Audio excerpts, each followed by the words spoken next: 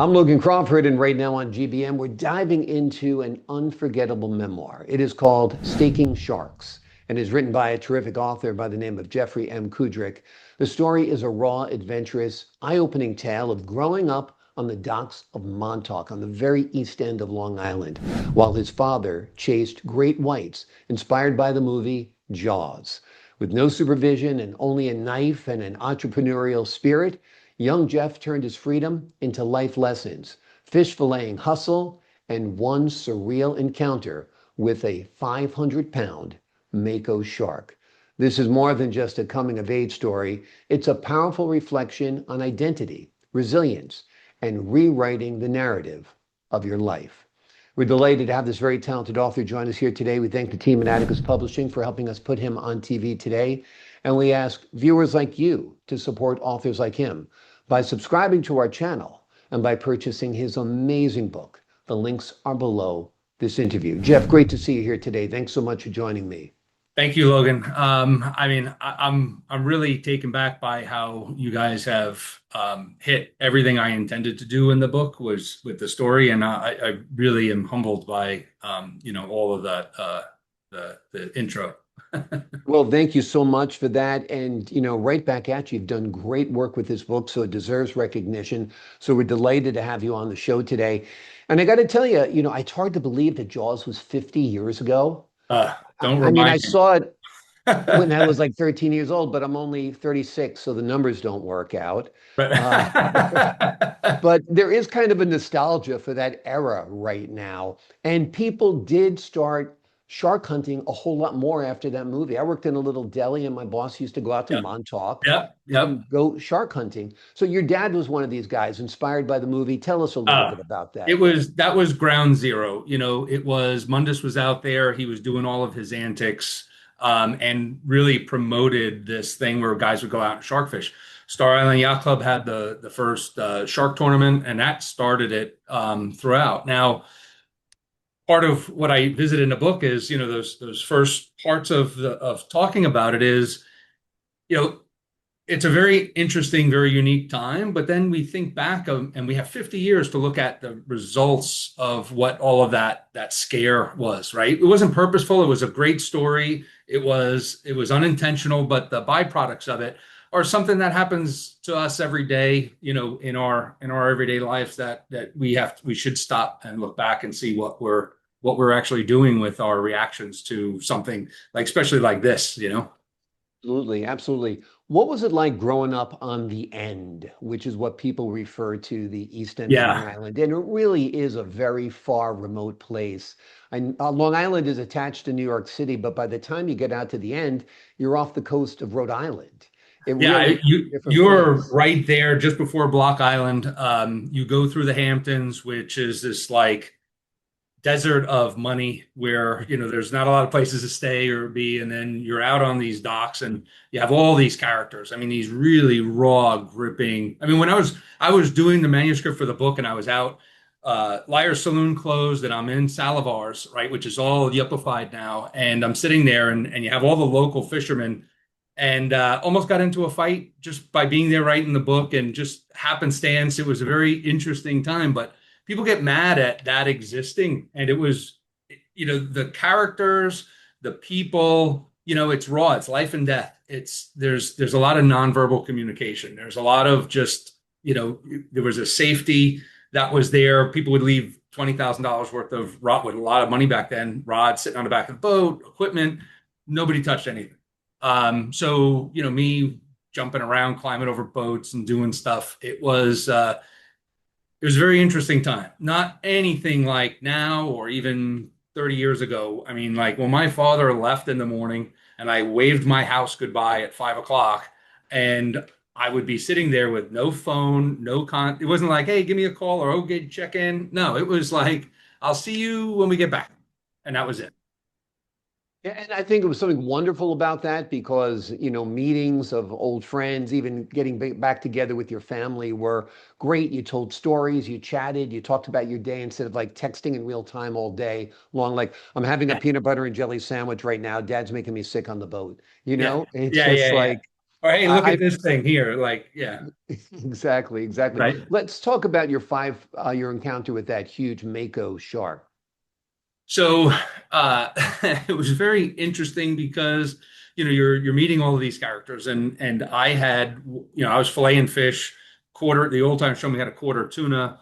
I would guys at that time would come back with so much fish that the mates couldn't even fillet it all. I mean, like I remember filling the boat to waterline with like bass and weak fish and everything, and you know I would I would sit there at these shark tournaments, and this other guy that I met that was attacked by a shark was so telling teaching me how to.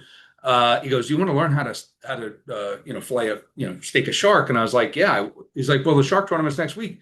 We'll go practice on." They throw them in dumpsters when they're done with them. They hang them, and which in retrospect is a very sad circumstance and instance. But like, I would take the shark. I'm sitting there hacking this thing up, and here's people that watched the movie Jaws, and they're standing there watching these sharks hang up, and they're horrified, right? They're like dripping with fear of these things, like, oh my God, they're out. And here's this like 8-year-old kid with a bunch of shark guts and fins just carrying it off to the dumpster in like Daisy Duke shorts, no shirt, and throwing it away. And so I practiced, and then I had an opportunity with this one family, this one guy. They came back, they had a 500-pound mako, and he saw me there every day and doing it, and he gave me the opportunity. And um, I mean, it's a massive fish. Like 500 pounds is massive. I needed help like lifting it. I was roping it onto the table, and just sawing through the shark and cutting it up. Like it was quite amazing.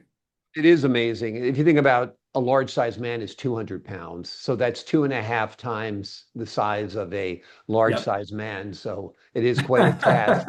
You were actually able to turn your filleting uh, skills into a business opportunity. Tell us about that. Yes.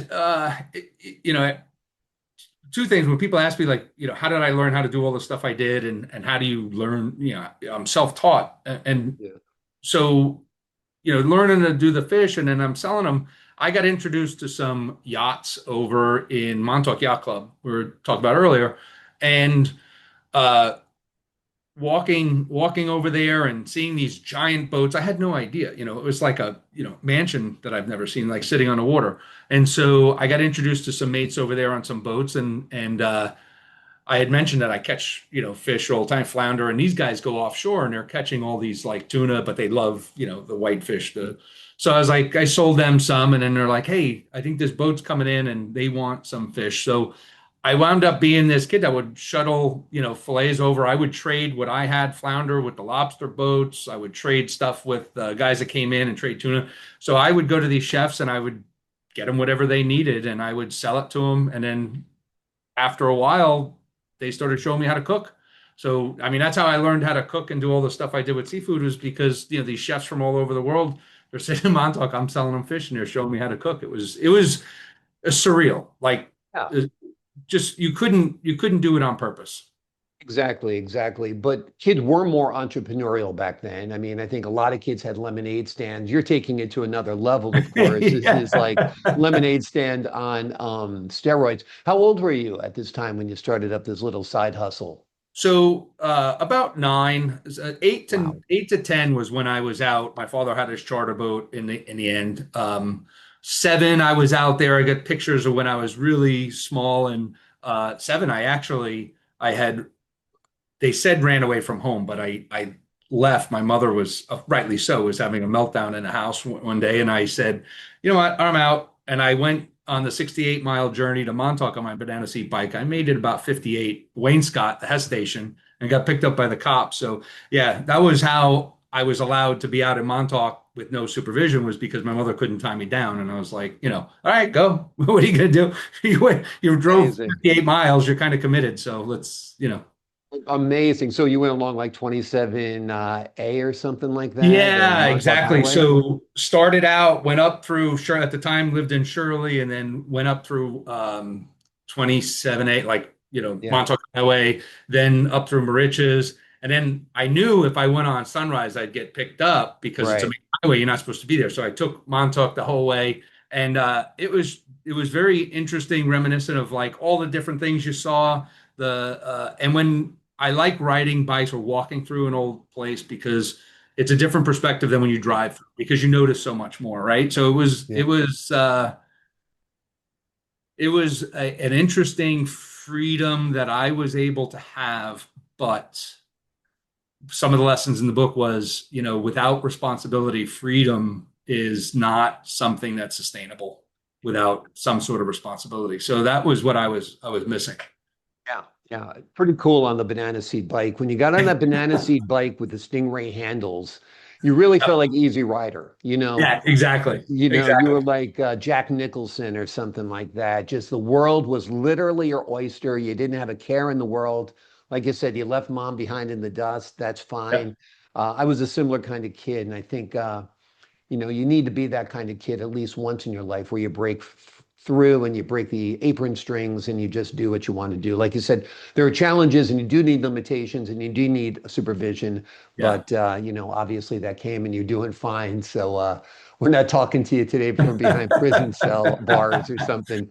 Talk Well, to me. and yeah, I mean that was one of luckily I had a healthy fear of the police and stuff like that. So I had some really key fears that kept me and all that freedom kind of corralled in a way. So I was fortunate there.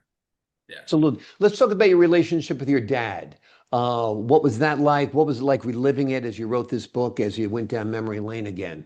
So as I was writing the book, I actually one of the chapters I let him read, which was his third wife, the nurse, and which was a really outrageous story. And at times when you go back and you think about this and you write it, and I know my memory is fallible, but I've been telling these stories for so long, and I gave him the chapter, and it was when he was in the hospital before we lost him. He looked at it, he goes, yeah, it's kind of how I remember it. I was like, it was so matter of fact. It wasn't like, whoa, that's crazy, outrageous. Like, yeah, that's it. So, my dad he was a very spoiled kid growing up. I used to go and see his mom. His mom was a Jehovah's Witness. He went to Catholic school. She always would give sermons. He wouldn't go there, and was like, it was always, but I would sit there and talk to her, and I found out all these stories about when he was a kid, and like when he was a kid on the roof painting the house, and he knocked the bucket over. His father couldn't be a father anymore because his mother just let him do whatever he wanted. And those are the sorts of things where he was so. It wasn't that he did it purposely. He just didn't know how to be a father. He didn't know how to create boundaries. He just, it was ultimate freedom what he had. He thought that's just the way it was. And so it was an interesting perspective. The lesson of being able to see your passion, go after it and do it, but to, ignore everything else behind you and just keep going Yeah, wasn't the most favorable outcome. yeah. He was somebody that, as he got older, because everybody loves that free spirit. Everybody Hmm. loves to hear the stories about that person that can just by a whim go, right? Right. And everybody kind of uh, double stamps that, right? Because it's something Mhm. that they want, and they never say, "Hey, John, you shouldn't do that," or like a good friend that you should have is go, "Hey, you're kind of an idiot. You should stop doing that," right? Where Right. most people, pacify that, and later in life it catches up. Where he got depressed and he couldn't accomplish things he wanted. He couldn't understand what was going on around him because he never had real conversations that way. So you, you know he would get mad at me like if I was successful and stuff, and people didn't believe it, and I have friends in the city that would see like he would be resentful if I did well. So you start to see these things, and once you realize everybody had their own experiences and they live by the narrative they tell, um, when you accept that they're doing the best they can, you kind of get over it all, right? And then that's what Right. really gave me the ability to narrate and look at what happened in a perspective where there was no blame, and it was just I had a really amazing opportunity to do things that people never get a chance to do. It wasn't this ideal time, but that's just life. That's happenstance. That's just the Yeah. way things work, good Well, and bad, and that's where it lies. Dads were different back then. My dad was chain smoking Lark cigarettes and half blowing it in my face all day long. Windows Uh, up in the car. yeah, we were right. We weren't, as pampered, as sheltered, as nurtured by the dad like the dads today. And there's something bad about that, but there's something great about that as well, because we did forge our own identities because of that. We did learn to man up, where a Uh, lot of kids today need to learn to man up, that's for sure. And and also interesting when you're writing this book, you're older now than your dad was then when he was yeah, raising you. yeah, And that's kind of a thing. I think of like, I was 36 years old when my father died. My son's 36 years old now. And that gives you a perspective and context as well, 100%, right? 100%. Like when uh when I look back on this and like at one point I remember and I was doing a lot of stuff on my own when I was my dad's age in this time and I was like, you know what? I keep doing the same thing over and over and this just isn't working. So I was doing a lot of work on myself and one day and realizing that it wasn't him, it was me and I'm going to perpetuate this thing. And one day I said, my son was at our shop and he was leaving and I said, "Bye, Jeff, I love you." And he's like, "I love you, Dad." And I turned to my dad and I go, uh, you never told me you love me. I said, "It doesn't make you gay." He's like, I know, it's like, back then, no one, the family wasn't like, you know, lovey-dovey and they didn't do all this stuff and blah, blah, blah. So that was the end of it. And Yeah. then, so I just kept going. It took 2 years. I love you after every conversation, after everything. Finally, the most awkward thing that you ever saw. I'm like talking to the bill and it's like, "Bye, Dad, love you." He's like, "Oh, I love you, man." Right? It was like, and then after that valve was cracked, it was every time you had a conversation when you didn't talk to him for a couple of days, he was like, you felt the sadness in his voice that he didn't get a chance to talk to you. And the long and short of it is that just like politics today, just like parenting today, it's not the left, the right. It's not the up and down. We think dichometrically, right? It's not good or bad. There's lots of gray. And when we look at these things, we have to look at what we lost. That's what this story is supposed to do. It's supposed to bring us back and bring it in comparison to today and say, what do we lose? So what do we do to maintain that? And what I came to was like, all I needed was somebody to talk to me in a rational way that was talking to me like a person and go, that guy that did that thing to you, like, you're not going to change him. So I'm not going to go yell at him. Like, you did something that pissed him off. You weren't paying attention. You should probably think about that. And there's nothing wrong with you. You're okay. Just, pay attention. That's really all we need. We need like a grandparent that's there. And fortunately, I wrote about my grandparents' influence a little bit, but they really didn't take that, like, they were there and they were who they were and there was great experiences. But having those conversations like, oh, it's really hard to let kids fall down. I know it is, but you got to let them fall down. You got to let them get hurt, and today, like, I hire 30-year-old children and it's like they constantly put themselves in danger because they never fell down. Exactly, exactly. And they haven't got that concussion, that broken bone, all the stuff we got while popping the wheelies on our Stingrays. Jumping over the kids. Yeah. Jumping and pretending you were Evil Knievel, all of that stuff. I did it. I survived it. You survived it. This is a great book, folks. It'd be a terrific movie as well, or TV series. It's kind of like the Wonder Years meets the Jaws era. And Yeah. I think it would be terrific. The name of the book we're talking about today is Staking Sharks, Surviving Boyhood on the Docks of Montauk. It'll transport you to another time, another land. You'll want to live it as you're turning every page of this wonderful book. It is a gutsy, soul-stirring journey through freedom, fear, and forging identity. Jeff, thanks so much for joining me here today. Thank you so much, Logan. Appreciate it. I appreciate your time, your insight, and your wisdom. To the folks at home, I'm Logan Crawford for the Global Book Network. So long for now.